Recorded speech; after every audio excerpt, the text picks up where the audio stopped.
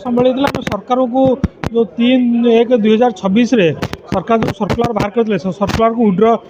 करने सरकार निकट डिमांड करूँ। 18 तारीख पर्यटन सरकार को अल्टीमेटम समय देचु। 18 तारीख सुधा सरकार जदि आम दाबी न मानती 20 तारीख रु ओलसा कंट्राक्टर मिलित मंच जो 3टा आसोसिएशन भाव जॉइंटली गोटे मिलित मंच कर इलेक्ट्रिकल सिविल एंड पीएचडी आंदोलन 20 तारीख आम आंदोलन को जीवु।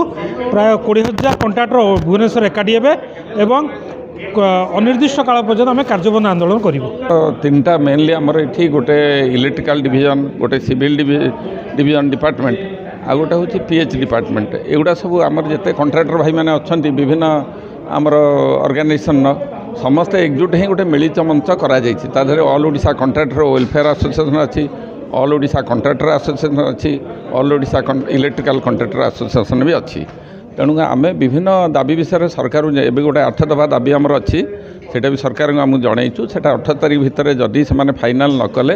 आम बाध्य ही 20 तारीख दिन आम काम धंदा बंद करी सबू कंट्राक्टर भाई मानक रिक्वेस्ट करूँ आम बसिक सब काम बंद करिया संगे संगे आम धारणा बसबू जेपर्यंत आम दाबी पूर्ण सरकार करना। हाँ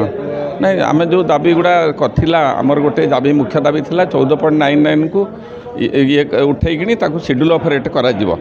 आउ शेड्यूल ऑफ रेट भितर टेंडर पड़ो ता भितर डिसाइड हम किंतु सरकार तो उल्टा करदे से गोटे अनलिमिटेड करदे माने जी जिते काटी पार आ द्वारा कमर मान ठीक रही विभिन्न प्रकार दाबी अच्छी सरकार पाखे आगुड़ा आम बहुत दिन आगु सरकार जड़े आसला पर सुधा से आम दाबी किसी पूरण करना तेणु आम बाध्य कि ये पदक्षेप नेलु आम ए काम बंद आंदोलन करूँ बोली ठीक कलु। हाँ ना ये सरकार जहाँ थिला ये सरकार आउरी खराब होगा आगे गोटे 14.99 की लिमिट थिला गोटे एबे कौन है अनलिमिटेड कले ता द्वारा कौन हो कमर मान ठीक रही